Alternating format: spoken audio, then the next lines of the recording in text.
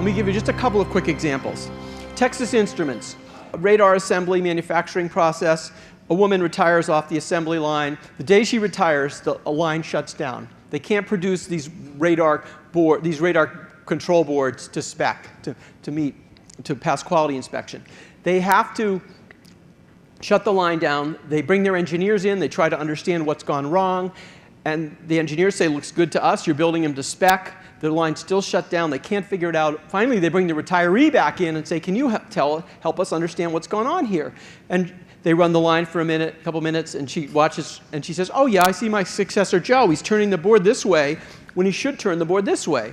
Well, they say the documentation says turn the board this way. She says, I knew the documentation was wrong. I always turned the board this way.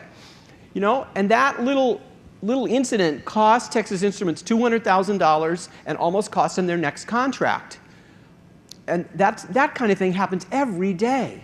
But it never shows up on any P&L statement as cost of lost knowledge. We explain it away as something else. But this stuff is going on constantly. NASA lost 2 probes on Mars in 1999.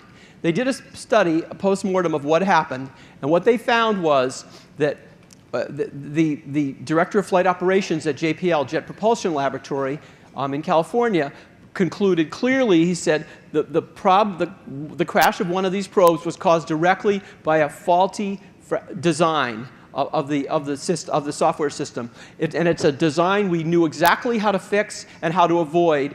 And if we had had an experienced person on the project, overseeing the project, the design never would have gotten through. And this is a simple example of where a degraded experience base cost NASA millions of dollars because of their loss of knowledge. One last one, a pharmaceutical company, one of the largest pharmaceutical companies in the US, buys a small biotech firm for a new product, for a new drug they've developed. In the process, of course, a couple of the developers, the chemists who developed it, leave the company right after the acquisition.